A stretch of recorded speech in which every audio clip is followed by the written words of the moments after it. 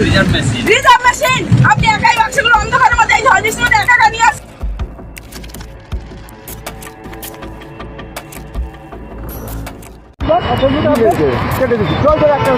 जी हाँ दोस्तों, तो आधी रात बंगाल में भयंकर बवाल, ऑटो में मिला ईवीएम, देख छटपटाए भाजपाई, पीछे लगाई दौड़, मचा जबरदस्त कोहराम। तो क्या साहब ने मान ही ली हार? क्या ममता ने बनाया ऐसा माहौल कि अपने ही चुनाव आयोग पर नहीं रहा विश्वास? दोस्तों, वैसे क्या आपने कभी सोचा था कि जो भारतीय जनता पार्टी हर चुनाव के बाद ईवीएम पर सवाल उठाने वालों को हार का बहाना ढूंढने वाली बताती थी, वही भाजपा बंगाल की सड़कों पर आधी रात को बारिश में ईवीएम मशीनों के पीछे दौड़ लगा रही है। जी हां दोस्तों, तस्वीरें हैरान करने वाली हैं। जहां दूसरी तरफ exit poll Bharatiya Janata party की सरकार ला रहे हैं, धरातल पर भारतीय जनता पार्टी के कार्यकर्ता हताश हैं। बंगाल के नेता विपक्ष शुवेंदु अधिकारी सोचने के लिए मजबूर हैं, सिरों माथा पीट रहे हैं। साहब की फटकार आ रही है, क्या किया इतने दिन, सब बेकार ममता के आगे। दोस्तों, पश्चिम बंगाल के दूसरे चरण के मतदान के बाद जो नजारा दिखा है, उसने दिल्ली से लेकर कोलकाता तक सत्ता के गलियारों में खलबली मचा दी है। एक ऑटो जिसमें लदी है ईवीएम मशीनें और उसके पीछे भागते बीजेपी के कार्यकर्ता।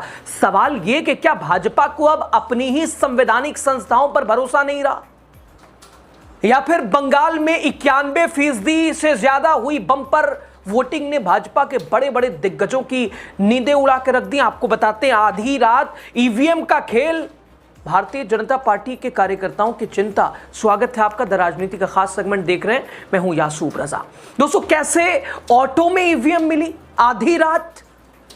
ईवीएम मशीनें मिलने के बाद भाजपा के कार्यकर्ताओं में भाई साहब गजब का हड़कंप मचा है, बौखला गए वो। पूरी रात ईवीएम मशीन और भाजपाइयों के साथ भागम भाग का खेल चलता रहा और दूसरे चरण का 200 मतदान पूरा होने के बाद भाजपा का खेमा एक अजीब से सन्नाटे में है, या ये कह लीजिए नर्वसनेस भारतीय जनता पार्टी में दिखाई दे रही है।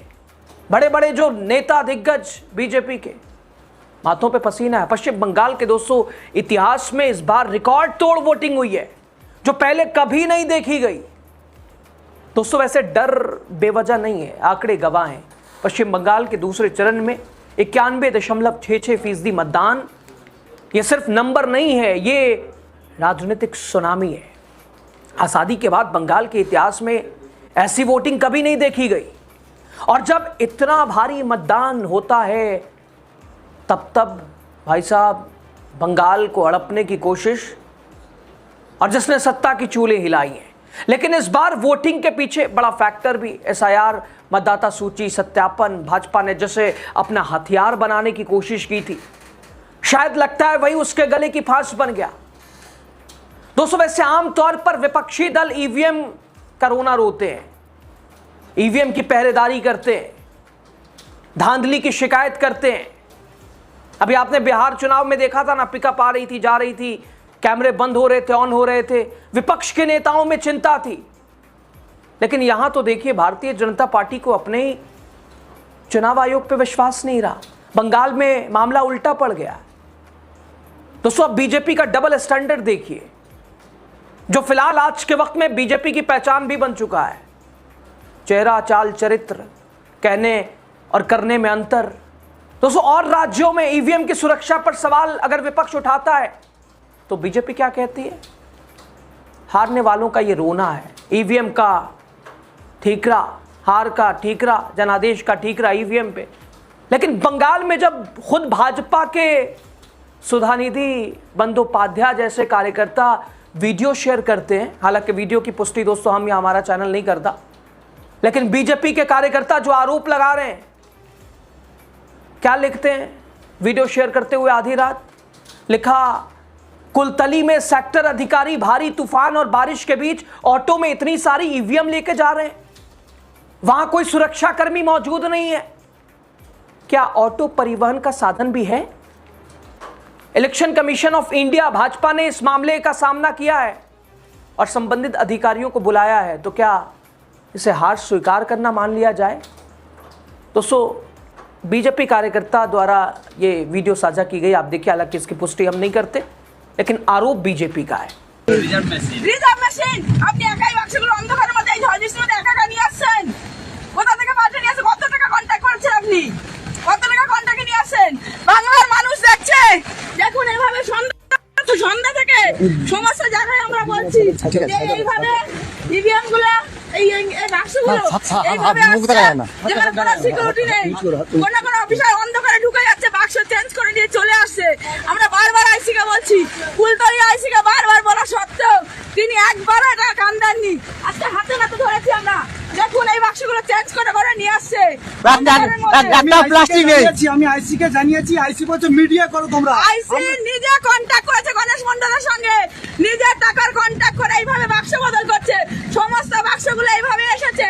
আমরা বারবার বলছি যে বাক্সগুলো কোথা থেকে আসছে। এখন অগণিত আমাদের লোককে থাকতে দিচ্ছে না, আমাদের লোকগুলোকে সরিয়ে দিচ্ছে। বলছে আমরা নিয়ে যাচ্ছি, ঠিক নিয়ে যাচ্ছি। কোথা থেকে আউট হয়ে যাচ্ছে অন্ধকারের মধ্যে? কোথায় আউট হয়ে যাচ্ছে অন্ধকারের মধ্যে?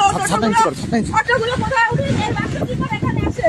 তিনি একাই বাক্সগুলো অন্ধকারের মধ্যে কোথা থেকে নিয়ে আসছে? এর মধ্যে দেখুন এই ধর্মাচলের বেলাতে কোনো এর আগে আমরা দেখেছি একটা বাক্স খোলা বাক্স এসেছে। খোলা বাক্স এইভাবে নিয়ে আসছেন উনি। আপনার নাম কি বলবেন? এখান থেকে একটা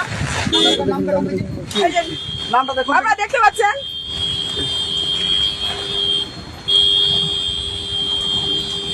रामकृष्ण घोष। दोस्तों फिलहाल बंगाल में बीजेपी के अंदर एक डर सता रहा है ईवीएम में छेड़छाड़ का। हालांकि इस तरह की छेड़छाड़ नहीं होनी चाहिए, कोई भी करे, कहीं भी करे। और दूसरा, अगर बीजेपी को शक है तो टीएमसी से ज्यादा तो चुनाव आयोग पर। चुनाव आयोग ने इससे ज्यादा तगड़े इंतजाम किसी राज्य में किए क्या आपने देखा? यानी पश्चिम बंगाल में बस इंडियन आर्मी रह गई है दोस्तों। बस इंडियन आर्मी अगर आ जाती तो सारा जो डिप्लॉय करनी इंडियन आर्मी रह गई थी पश्चिम बंगाल में। मतलब जैसे अभिषेक बैनर्जी कह रहे थे दोस्तों हाल ही में अभी कि एक राफेल रह गया है, दूसरा आईएनएस विक्रांत रह गया है जो कि बंगाल में नहीं पहुंचा, बाकी सब तो पहुंच ही गए, एनआईए तक पहुंच गया। तो दोस्तों यहां सवाल ये कि इतना करने के बावजूद, इतनी सुरक्षा के बावजूद ये ऑटो में क्या कर रहे हैं ईवीएम? फिर आपको बताएं इसकी सत्यता की पुष्टि हम नहीं करते, आरोप है बीजेपी का। एक दूसरी वीडियो देखिए, भाजपा कार्यकर्ता बारिश में बाइक से उन बसों का पीछा करते दिखाई दिए जिनमें ईवीएम रखी गई है। क्या भाजपा को अब चुनाव आयोग की व्यवस्था पर भरोसा नहीं रहा और दूसरे प्रदेश में यही काम विपक्ष करता है तो यही भाजपा वाले कितने सवाल उठाते हैं?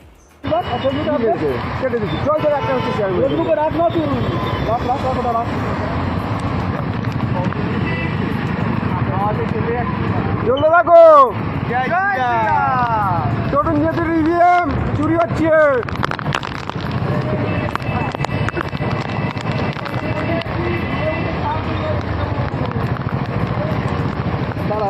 अब दोस्तों एक सवाल पैदा हो रहा है, यानी बीजेपी को अब लगता है कि जिस राज्य में जिसकी सरकार वहां गेम हो सकता है।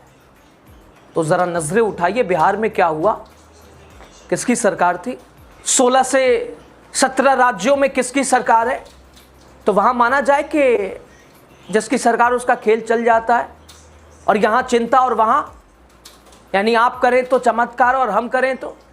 इधर दोस्तों आधी रात बीजेपी परेशान, तो दूसरी तरफ जमीन पर वोटिंग के अगले ही दिन बीजेपी के बड़े बड़े नेताओं की हालत पतली नजर आ रही है। एग्जिट पोल देख के शायद उन्हें थोड़ा अच्छा लगे, लेकिन वो भी उन्हें लग रहा है कि अरे ये तो बस ऐसा ही है। शुभेंदु अधिकारी जो खुद को बंगाल का टाइगर कहते हैं, कल बूथ की उनकी हालत क्या थी आपने देखा, भागते दौड़ते नजर आए और उनका स्वागत जय बांग्ला के नारों से हुआ। बौखलाहट इतनी कि उन्होंने वहां के स्थानीय लोगों को बांग्लादेशी तक कह डाला, नकली उंगलियों का भी जिक्र कर दिया, तरह तरह के संगीन आरोप। हालांकि बाद में यह हुआ कि खुद बीजेपी ने अलग तरह का एक सीन क्रिएट किया, टीएमसी को बदनाम करने की कोशिश की। ये जो सवाल उठ रहे हैं ये तो चुनाव आयोग से पूछने चाहिए बीजेपी को। और फिलहाल बीजेपी के सामने क्या हार दिख रही है, तो ध्रुवीकरण, तरह तरह के हथकंडे, आखिर खैर दोस्तों रास्ता बचता भी क्या है।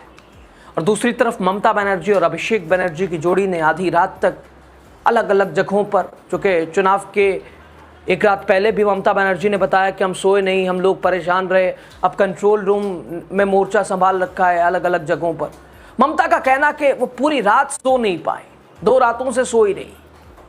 ये दिखाता है कि उन्होंने इस चुनाव को अपनी अस्मिता की लड़ाई बना लिया है, बीजेपी के लाख कोशिशों के बावजूद।